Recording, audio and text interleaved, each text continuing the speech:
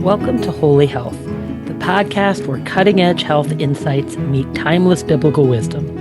Join us as we explore the latest in wellness, fitness, and mental health, all while grounding our journey in the spiritual truths and guidance found in the Torah. Whether you're looking to nourish your body, mind, or soul, we'll help you live a life of balance, vitality, and faith. Tune in to discover how to achieve holistic health through the perfect blend of modern science and ancient wisdom. Let's dive into the fullness of life, body, and spirit together.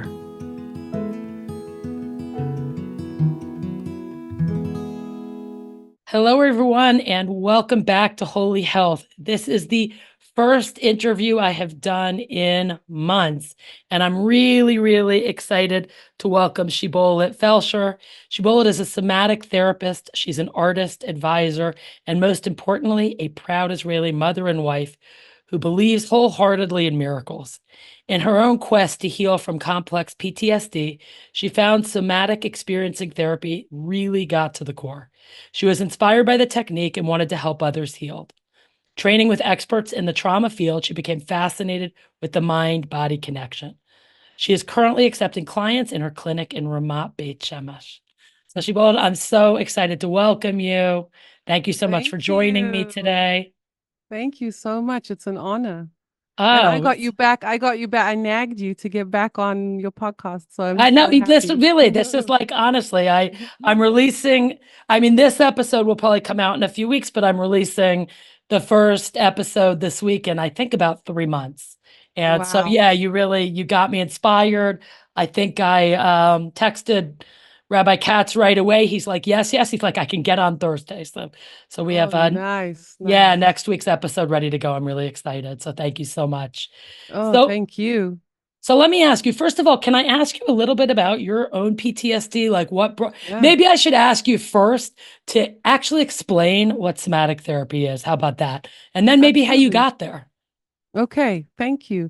So somatic therapy kind of came into my life at a time where I was looking for healing and needed a serious lifeline. I was going through something very difficult. And as I think many people have been since 2020, the world has gotten to be a very interesting place, and it keeps getting more and more interesting. So I found Baruch Hashem by Hashem guiding me and really getting to an incredible lady, Miriam, in Jerusalem. And I didn't know much about it. I'd heard about it. I'd heard of the book, Bessel van der Kolk, The Body Keeps a Score. And a friend of mine promised me that it was amazing and that it had worked for her and that I should try it. So I was open to it. I've been through regular therapy for about 7 years and about 20 years on and off, and it helped a lot. But I never quite got to the point of healing that I wanted to be at and hoped to be at. And maybe it's also with time. You know that saying when someone unscrews the cap and then the final person does it and they're like, who did it? Did they loosen it? So I think everyone had a good say in the equation, but the turning point really happened when I went to this lady. And what somatic therapy is it's a body modality. So she personally uses kinesiology and jinjitsu. And the modes that I studied is acupressure and energy work. So everyone has a bit of a variation on that. Some people use something called Reiki. Some people use massage. You could use any type of body work modality plus talk therapy. So the two work together. And what I found was when I got to her, my body had remembered things that I hadn't worked through. So I'd always used my brain, right, for regular talk therapy, and that was great. And Baruch Hashem for that. It helped me get through many years of processing and cognitive and behavioral processes that really helped. But I'd never addressed my body. And when someone goes through trauma, their body is very much a part of what happens, not only in the trauma happening, but also in the memory. So the scientific research behind it, which Dr. Bessel van der Kolk and Dr. Peter Levine have done many years, and there's many more people that have added to the research, like Stephen Porges. He has the polyvagal theory, and it's all linked to the nervous system and how the body remembers, just like the brain does, the trauma. So that's really when the turning point happened for me, and I was so inspired that I was like, I have to learn this. I have to help other people heal through this, Baruch Hashem. And wow, I just never turn back from there. So what it actually is people come into the clinic, they lie down on the massage table or bed, and there are pressure points, just like acupuncture. So we don't use the pins. I use my hands, and there are points, the same points that they work with along the body that align with the chakras and energy. And while they speak about whatever comes up for them, it could be that I press on their head, and all of a sudden a memory comes up of their childhood, and they speak about it, and then the body releases it. So Baruch Hashem for this beautiful, beautiful healing chance to heal. Do you mind if I ask you a little bit about your own journey? Like, what is that okay? Sure. Are you willing Yeah, to talk yeah, I'm about that? open. Yeah, very. Thank you. Um, Complex PTSD, which I was only diagnosed with a year ago, a year and a half ago, is a whole bunch of traumas or a long period of being exposed to trauma, generally childhood. And I'd never known that that was what I had. And the minute I had that word to work with, I could do a lot of research. And I am the Google queen. Like, give me Google any day. I just love it. I just want to know everything. I just knowledge. I can't get enough. So the minute I had that term to work with, I went online and I was like, what is the best therapy for PTSD? And of course, Dr. Bessel van der Kolk popped up. The Body Keeps a Score. Peter Levine, and it said EMDR, which I don't know if you know what that I is, but do. I may have a okay, question amazing. about that later. Okay. Okay, amazing. So I've had EMDR done to me as well, and it's eye movement desensitization reprogramming, and it's a movement from left to right. And I'm sure with your physical therapy, you know about the bilateral, the left and right, and the brain really that's a physical process. So it really started with the EMDR, and they were doing this for war veterans. Dr. van der Kolk has many studies of how this EMDR, and they really thought he was crazy at the time. Like, it was weird. It was like, what is this eye movement got to do with anything? And it works. It really works. So the trauma that I had it done on, I can still access it in my memory, but it doesn't hurt as bad, or I can't get the sensations as clear. So it definitely does reprogram your brain. There's another thing called biofeedback where they reprogram your brain with sticking sensors on, and you watch a video and it programs according to that. And then the final thing on the list of the best treatment for PTSD was somatic experiencing therapy. So when I saw that, I, Baruch Hashem, had EMDR at the time, and then was lucky enough to find a good somatic therapist after that. My own complex PTSD comes from living in South Africa. I'm sure you can hear my accent. I grew up there, and South Africa, as beautiful as it is a very dangerous place at times. There are times when it isn't, but it can be. And unfortunately, I had a few experiences that were not very easy to go through, like being kidnapped at age 4 and taken to an African settlement called Oh my gosh. Alexander. Yeah, it was horrible. Oh I my I I c- gosh. I didn't get EMDR on that one, and I did get somatic work on that one, but the way that somatic work differs from EMDR is it's a lot slower and a lot more gentle. So EMDR is quite intense, and that's okay if you can handle it. Like, it was okay for me.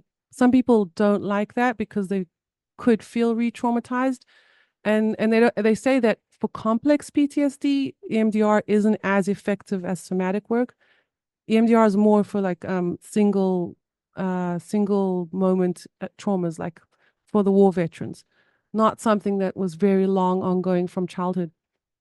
So being kidnapped at age 4, going to this township, this settlement, this African settlement called Alexandria in Johannesburg, South Africa.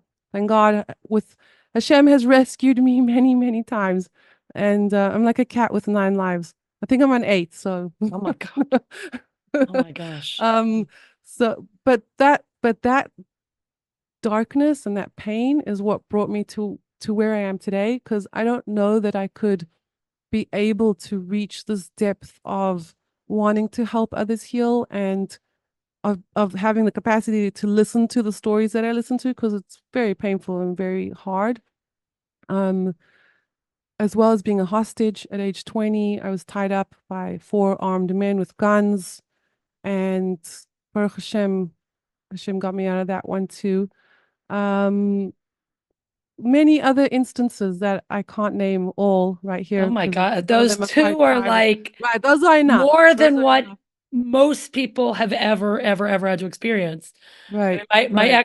my ex-husband is South African, and I've been to South Africa 5 times, but like not Johannesburg, like really Cape Town. But still, Right. like, Cape Town's very different. Cape Town is amazing. I met a few actors from Hollywood that were told by their agents that they could not get off, they could not leave the airport in Johannesburg, but in Cape Town, they were free to go around. Cape Town's very wow. different. They have a Oh my different gosh. system, they have different police. It's not the same. Yeah. Wow. Okay, well, it's a good thing you're here, especially Baruch with Hashem. the what Baruch South Hashem. Africa is doing to Israel right now. But okay, Right. that's I'm that's so for a mad at different them. podcast. I'm Yeah, so mad at them. Yeah. And and crazy. and and you should know that the war brought up serious triggers for me. Like when I saw images of the kids being kidnapped and hostages being taken, I was literally put into a freeze state for 2 months where I could hardly do very much. It Oh was my very gosh. traumatic. So that's how PTSD works, is that you could be triggered by something like the war happening here. Um, because it was very relatable to I knew what it felt like. So it was very upsetting. Wow. So let me ask you, I mean, that brought up for me, that's kind of what I was doing was you were talking and I was writing down a few different things. I mean, what are your thoughts on the hostages and being kept in the tunnels Oh, and the ones that yeah. have been lucky enough to come back and if we're lucky enough to get any other ones back, long term? Wow, that's a really good question. So I managed to volunteer in the hospitals with some of the soldiers and the widows through an organization called One Family. They're incredible. They're in Jerusalem. We have an event tomorrow actually for a whole group of new widows, and it's heartbreaking. And I have to desensitize myself afterwards because it's very intense. And we have about 10 clients in a row, and it's intense. Um, the hostages, so a few of my clients have said to me they're so afraid of being in that situation because they wouldn't want to lose their mind, or they wouldn't know how they could handle the pain. And what I explained to them is that when you're in that situation, HaKadosh Baruch Hu made a beautiful operating system in our brains to protect us. Animals have it as well. And we switch off. We switch off in the prefrontal cortex, and we go to the back, which is the amygdala, because we cannot handle what we are seeing, right? And then we have all kind of chemicals going through our body like adrenaline. I've heard of people say they were shot and they didn't even know they were shot, because you get this anesthetic, like natural anesthetic.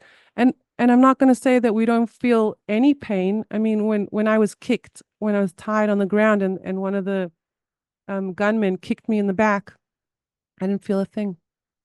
But Oh, but the memory of it and the psychological side of it later plays on you. So in the moment we detach, right? You disassociate, you're not totally there. I mean, I could see the men with the guns, but I wasn't like, I was like in a dream world, more in a dream world. Like your senses are changed. The way you see things changes, the way you hear things. You're not totally there. So I think that that's a good thing that Hashem gave us that capability of detaching, because otherwise we would possibly lose our mind. And someone else asked me, do I think that the hostages could recover when they are released? And and I do believe that they can. And I am so impressed with Israel. They are on the top edge of trauma recovery. Dr. Bessel van der Kolk speaks of ketamine. It's a drug that they give to soldiers. And when I was in the hospital at Hadassah at the rehab center, one of the soldiers had just been shot in the leg. They literally brought him, they wheeled him in as I was there. And I said to him, like, what treatment have you received? And he told me they gave him ketamine. And I was like, that is Wow. amazing. Because I have a podcast episode not yet released with Nushama Wellness in New York on using Wow. ketamine to treat PTSD. It's Yeah. huge. It's huge. And he explained to me what he felt like, and he was in good spirits, Baruch Hashem, and that's how he managed it. And then a different soldier seemed a lot more sensitive and a lot more wounded by the emotion. I mean, the soldier I'm speaking of was hit by an RPG and he watched his commander die next to him. So they had different experiences, granted. They're also receiving incredible therapy in the hospital. There's a psychologist that records like hypnosis through her voice, and she can help control the pain just through her voice. It's Mm. unbelievable. Like I'm so impressed with Israel, really. Baruch Hashem, Baruch Hashem. Wow, that's really incredible. That's Yeah, really incredible. yeah. So where have you been working? You've been working just in the different hospitals with soldiers during the war, like Right. volunteering So with them we and we also things? went to the bases. Yeah, we've been to the bases. We went on the Gaza border, which was insane. We had to, we had like this huge open tent with 20 therapists, and there was a rotation. So each soldier gets about 15 minutes, and there's 500 soldiers. Um, and we're listening to gunshots and bombs going off on the Gaza border. I And the did that too. soldiers, yeah, you were Yeah. there. So So I mean, amazing. Soma Gilat. I don't know if you were in Shilat or Gilat or It somewhere was else. close to I was in Be'eri. Soma It was Gilat. on, we drove past Be'eri as we got there. Okay, I so don't this know. was Yeah. Soma Gilat, which was closer more towards Ofakim. It wasn't as close. But Right. They're all wait, I most did in the about 3 or 4 south. months there. Yeah, yeah, yeah. Like it Wow. was, People are amazing. People have come from all over the world, like chiropractors from the States, from Australia, from London. I've met the most incredible people. yeah, And they yeah, just no, want to give. 100%. They just want to give. They're Yeah. here volunteering and they just want to give. Baruch Yeah, no, Hashem. no, it's beautiful. It's really, really amazing. It's Yeah. really amazing. So were you able to see some really good results? Like, do you think you were working with anybody? Like, have you seen anybody, let's say in that situation, where you felt like they were too traumatized to go back in, but they still wanted to go back in? Wow, that's such a good question. It is painful. And I think it's the young guys, the 18-year-old boys, the fear in them. It's just, yeah, it's really, really painful to watch. It's like they're kids. They're kids and they talk to me about their video games and the soccer. And I don't think they should be there, but we don't, we're kind of stuck in a very difficult spot. So I meant more like I had a kid one time who came to me, he couldn't open his hand. Like Wow. he had had his hand on his gun for so many days that he literally Wow. physically, and he was in so much pain. And like he shouldn't have been going back in, but he didn't want to tell his commander because Mm, he didn't want to be told that he couldn't go back in. But wow. really, like if you can't open and close your hand, like how effective are you going to be on that? You know what I mean? So like Right. there are a few people who had like really, really bad, like definitely for sure herniated discs that were very acute, Mm. very severe that like really like shouldn't be going back in, you know? They're so focused and they're so committed. It's beautiful. They're tzaddikim. Never seen anything like it. What I did Yeah. notice is there was quite a few soldiers on the one base that had a difficulty with sound because of their helmets. Their helmets are metal and they have the shooting like very close to their ears. It rings off of this metal, this like a metal ball on their head, and then the ringing of the shooting of the bullets caused such problems with their ears and their hearing. So we had sound therapists having to work, they like realign. It's almost like a tuning a guitar, but they had to realign their eardrums.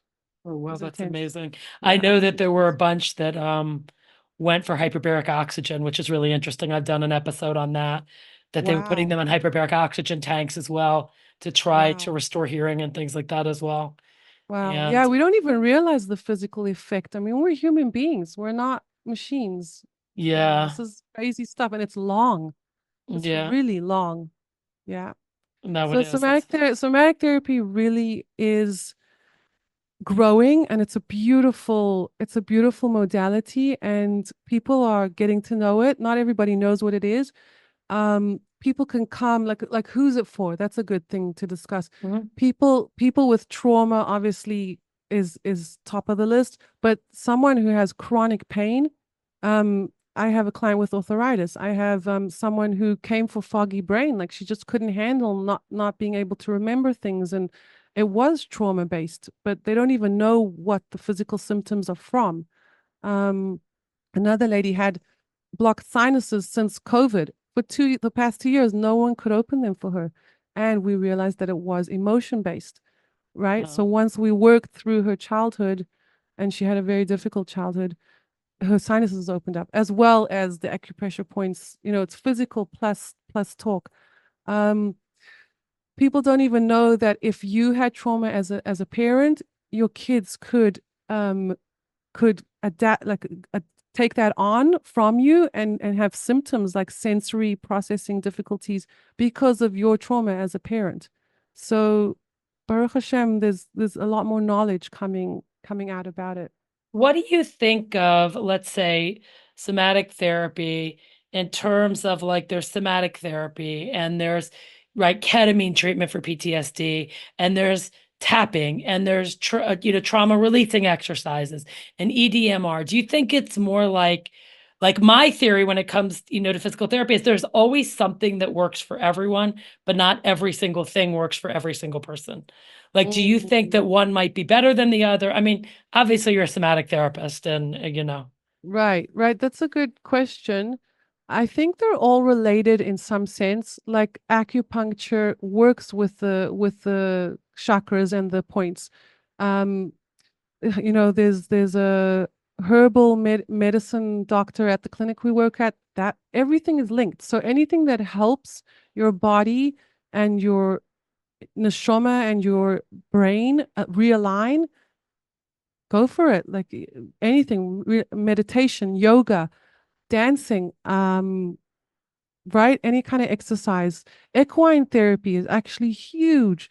I send my teenage girls to equine therapy. There's an amazing place here in Bet Shemesh, Rotono Rehab Center, and hmm. they have horse therapy. And Rabbi Wallerstein speaks about how I don't know if you know Rabbi Wallerstein Zatzal.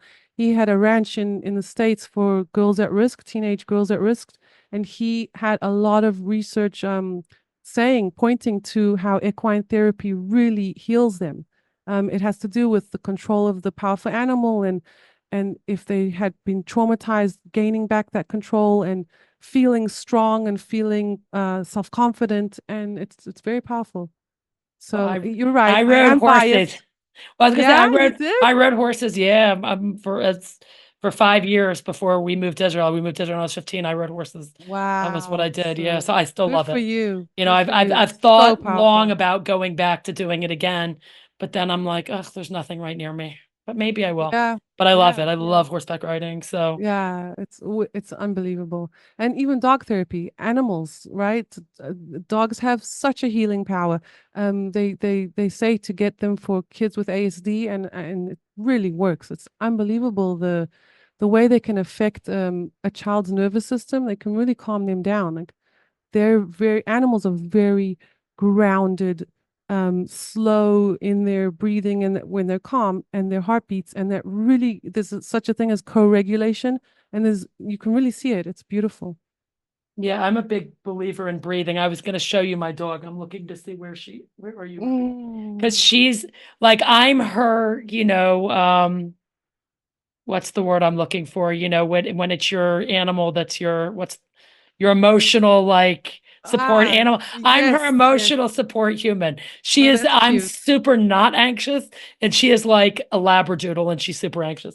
I was like Okay, looking. so it depends Uh, on the breed. Yeah, you got to get I think big dogs are better for emotional animals. Hold on, can you see her? Wait, there she is. Nope, Oh, it's not. It's okay. blurred. It's The blurry. back, it's all Yeah, but blurred. but Yeah.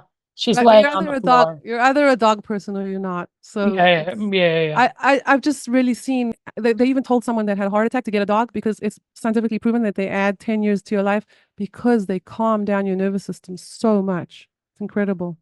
Right, right. Right. And Yeah. I'm a big believer in all of these things. I've done episodes on grounding, healing light, right? I have the infrared light on, breathing. It's huge for me as a physical therapist. So all of these Wow. things and all these techniques, and I'm right there with you that, whatever works, and I love the idea. And interesting enough, when I went many, many years ago, about 14 years ago, I think it was my first year in Israel, I went over to England to study something called neurokinetic therapy, which is a Mhm. type of kinesiology. It's a muscle testing. Use it as Oh, a I type love of that. muscle testing. And a bunch of the people who were doing neurokinetic therapy had all of them as well. And I guess also Wow. because it's a body modality, so there were physical therapists that were being trained in it as well. Incredible. Incredible. That's really interesting. So let me ask you, how many sessions does it take? Is it an individual thing? Is there That's a great question. So I do ask that people come for between 8 to 12. Um, it depends on the person. Like some people want to come twice a week, some people want to stay for 6 months. But minimum to see a real change, and we learn a lot of techniques together. So 8 to 12 is a good amount. Um, and again, it's really according to what your needs are. Um, I do feel that right now is a very exciting time to be in the healing industry in the world and in Israel, especially in Israel. It's an honor to be part of the refuah with our Jewish people. Baruch Hashem. I agree. And let me just Mm. ask you, how did you get trained? Like, what did you need to do to get trained? Okay, amazing. So there's a few options. So Bessel van der Kolk has a course, an online course with Nika BM, and that was specific to trauma. After that, I did acupressure certification, and then after that, somatic experiencing certification with PESI, which is the mental health continuing education online as well. There's a few. In Israel, there is one that runs for 2 years, and they've been trying to get that up and going again. A lot has been on pause because of the war. It's been challenging. There's even a second degree in integrative psychotherapy at the University of Haifa that I was looking at. It's a master's um, where they teach breathing, yoga, all of this, somatic therapy, acupressure. So you could get a second degree in it. So somatic therapy really is a holistic healing modality for anyone with trauma, severe stress, chronic pain, anyone who really wants to learn how to balance their nervous system. There are a lot of people out there that don't know how to breathe in a way that can calm their nervous system down, and um, they don't there's a lot of people out there that don't know how to feel in a way that feels safe enough for them, and a lot of people are not present in the world. It's a very scary world sometimes at the moment with the war and with what's going on everywhere else. It's an intense time to be alive. Baruch Hashem, we are, and I feel honored that Hashem thinks that we are, meant to be alive at this time, and offer what we can and help heal and help others. So really, the clinic in Ramat Bet Shemesh, we have, I work together with an acupuncture, two acupuncturists, a reflexologist, and a natural medicine doctor, and any modality that works for you. Really, it's whatever you can do that talks to you, go for it. Just like Judaism, everybody likes a different line. Like personally, I love Chassidut, and for someone else that might not speak to them, they might want more, um, Parsha, and it's the same thing. Whatever speaks to you, if you're comfortable with talk therapy and acupressure and opening up parts of you that have been hurt and healing those wounds, great. If you don't want to talk so much and you prefer someone else to do the work for you, in a sense, acupuncture, great. Whatever speaks to you. We're all trying to get to the same place. So Right. the goal is just healing in any form that you find. And me personally, I found that somatic experiencing therapy really gets to the core and heals that wound from the inside, and doesn't just deal with the symptoms, and it doesn't take too long either. Like you asked about, could the hostages heal, and the soldiers from PTSD, from what we've gone through in the past year. This modality really is quite phenomenal, as well as EMDR. Is quite phenomenal because it doesn't call for 10 years of therapy to be able to heal. I like that. And Baruch Hashem, you know what I mean? Like there's a Yeah. large number of people affected at the moment, and Right. I love that Israel is on board. I love that they're using ketamine at the hospital. I love that they're using hypnosis for pain management. And I even saw an article the other day that they started using Reiki in hospitals for pain management. So Baruch Hashem, we're very open to these new ways of thinking. I agree with you. It's incredible. I know the mental health services that are being offered and offered for the soldiers and obviously for the hostages who've come back and everything is really just incredible. And it's amazing to be at the forefront of that, for something Baruch good at least. Hashem. Baruch So let Hashem. me ask you, what does spirituality mean to you? It's something I like to ask everyone who I have on. Wow. I love that question. Okay. How do I narrow it down? I could speak for an hour about that, but we're not going to. So, spirituality, which to me is my connection to Hashem. I wasn't always religious. I only became Choser B'Tshuva at around age 26. And I mentioned in one of my talks that before that, I just felt so lonely and so lost and so unconnected to anything. And I know it sounds kind of strange, like finding him. How did I find him? Like, how does anyone find him? But I really had an experience on Yom Kippur in the synagogue when I heard them singing the 13 attributes of mercy. I don't know if you're familiar with that song, but it's, for me, that was like, I just felt Hashem in some sense, whether it was for a second and whether it was the singing that brought that out in me. I felt like I had come face to face with him, as crazy as it sounds, for 1 second. And once I tasted that, I was like, oh my goodness, I need more. I can never not want that. And everything that I do in my life now is striving to that closeness with my creator, whether it's through my children or my husband or my work or my davening, or even bad things, like even hard things, even pain, learning how to trust him, how to build my munah, how to really just surrender and be Hashem. We are now Jews in the year 2024 living in Israel. And I don't think anyone can really understand this unless they're living here, but it's intense. The pressure is intense. We are called to carry on living normal lives while there is a crazy war happening, and at any moment we could be attacked by anyone. Right, that night when Iran decided to come for us, it was so surreal. It was like these fireworks, but we felt safe, and we knew Hashem wouldn't let us down, and he didn't.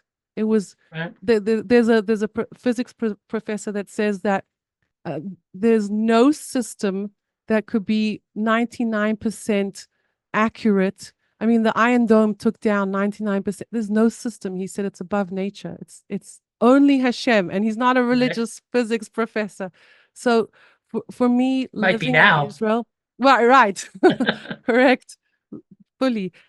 For me, living in Israel really is the closest I can feel to Hashem. And I'm not saying that people who don't live in Israel don't have a closeness to Hashem, but for me personally, living here for me now is what I thought would help ultimately get that closeness. So spirituality really is just the process or the journey of getting closer to him, and every decision and every day that I go through is one step closer to that. And healing, actually, for me, I I have this incredible dream that people everywhere, all over the world, and especially in Israel, and especially the Jewish nation, will heal themselves and feel so at peace with who they are and their lives, so that they can get that stronger connection to Hashem. That's really beautiful. Thank you so much. I love that. Thank you. And where can people find you? Good question. So I will add my email onto the bottom of the video link. If they Google Second Nature Healing, that is the clinic that I work at. And you can Google Shibolet Felsher. My name is spelled like on there. It's a very And I'll interesting link it. name. Thank you. And I'm so honored to be here speaking with you. And thank you. I really appreciate it. Thank Oh, you. thank you so much. This was really great. I really appreciate it.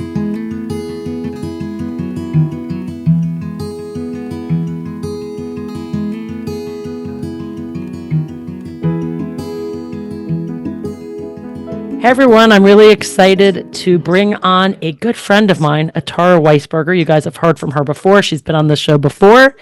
She is a board certified health and wellness coach and the co-author of the soon to be released How to Soul, which blends ancient wisdom with actionable strategies to help people break free from emotional blocks, rediscover their inner strength, and cultivate lives rooted in authenticity.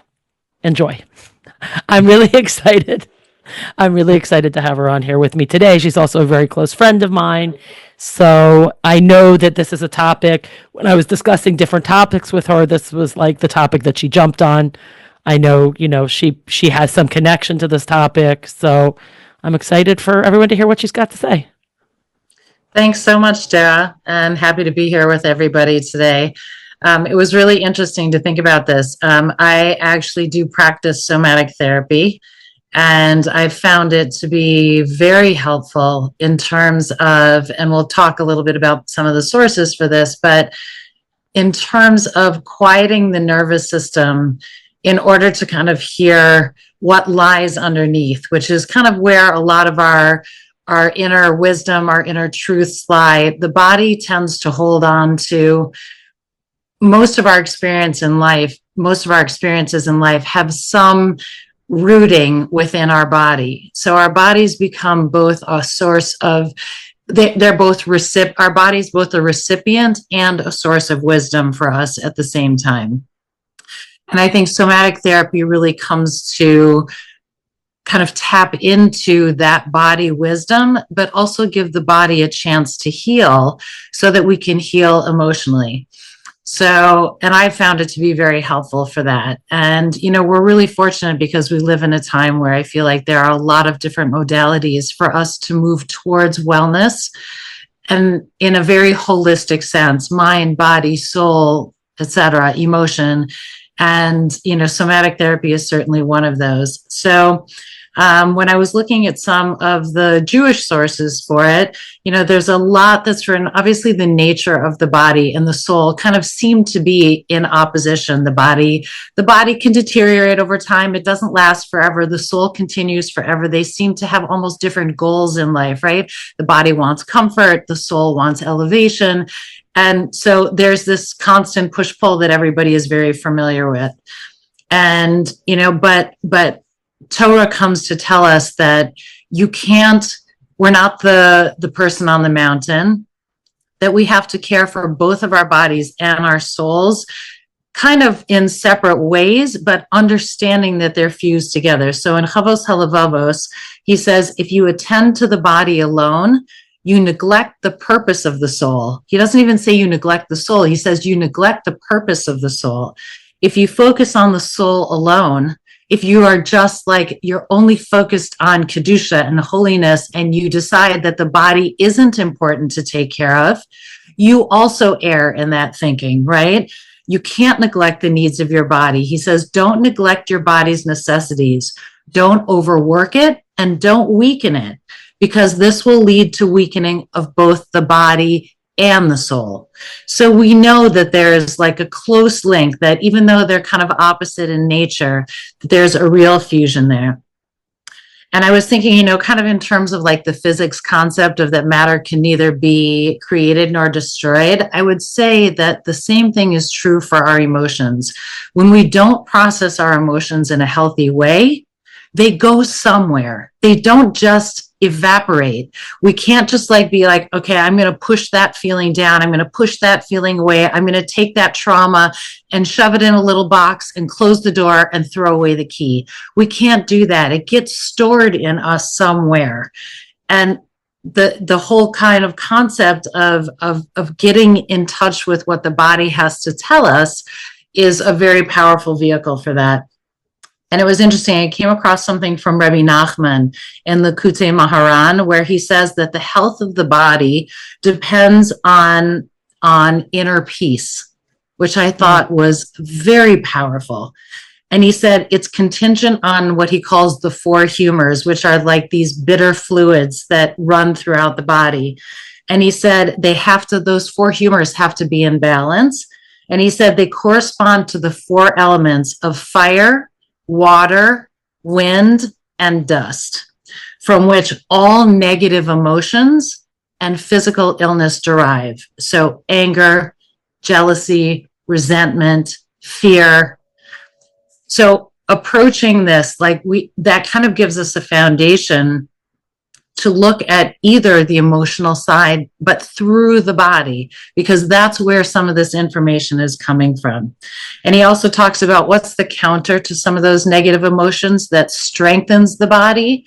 He says gratitude and joy are the two emotions that actually come to strengthen the body and can move aside some of those, harder emotions that get stored in the body, traumatic experiences, etc.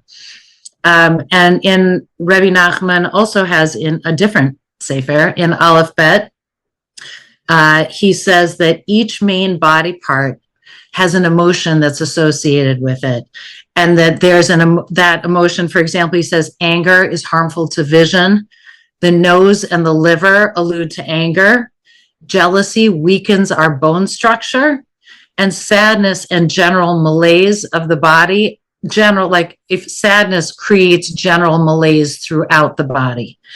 And we see that with depression, right? It's like you can barely move. You can with barely anger, get out of right? bed. They say you're so angry you see red, right? Like it clouds your vision, like you can't see.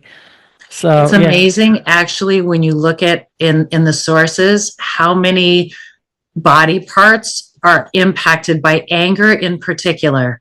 That's the number one. It's the liver, it's the heart, it's like what he was talking about, even the nose, so many, and our eyes, a lot of it is really related to anger. So, it's definitely something that if you go to somatic therapy with that, the sources are all clear that anger is one of those emotions that, to the greatest of our ability, we want to expunge that from our systems. Right. And I think also Pirkei Avot, right, isn't the person who's easy to anger and hard to pacify. That's okay, I don't want to say the worst kind of person to be, but that's really the least way you want to be, is easy to anger and hard to pacify. Correct. You want to be hard to anger and easy to pacify. Exactly. And what do we say, in Yom Kippur prayers, right? We say that God is slow to anger, right? That's an attribute that we're supposed to emulate. Exactly. There was one other thing that I wanted to share with you that I came across, which is that and maybe you know this, Dara, have you heard of synesthesia? I have, but I don't remember what it is. I mean, anesthesia is an anesthesia. It's you know what I mean? I think it's a relief of pain. Well, no. Easia, I think, actually is pain, right? Or neuralgia. Neuralgia. I think one of them is the Latin word for pain, and one of them is the Latin word for taking pain away. But now I'm forgetting which is which. So this actually has right. He said synesthesia is, Rabbi Aryeh Kaplan in his Jewish meditation book said that Jews, when they were at Mount Sinai getting the Torah, experienced something called synesthesia. And he said that our human senses tend to be compartmentalized. So one part of the brain deals with what you see, one part of the brain deals with what you hear, another part of the brain deals with what deals with like how you smell things or taste things. And he said that in normal states of consciousness, that our senses keep that compartmentalization. At higher levels of consciousness, which is something that somatic therapy can be helpful with, which is what he says the Jews at Mount Sinai experienced, right? We saw the thunder and we heard the lightning. He said that because we were at a higher state of consciousness, we had this synesthesia, which I thought was so fascinating. And that, whether it's using psychedelics or however you might feel about that, or if it's about, we have an upcoming episode on that. It hasn't come out yet, but there is an upcoming episode on that. Want to hear that one for sure. Definitely want to hear that.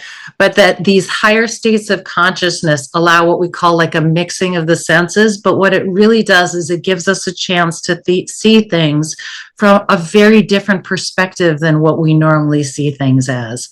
And that, that higher state of consciousness is like, it's all about gaining new perspective, which is one of the things, yes, somatic therapy is about releasing and connecting and body, soul, mind, all of that together. But it's also really about kind of relieving the burden on the body and the soul so that we can kind of take a fresh perspective. And then I just want to finish with that, one of the places where we see so clearly all over the place about the connection between body and soul like that is King David in Tehillim, in Psalms, right? He'll use words like, my eye is dimmed because of anger, aged by all my tormentors.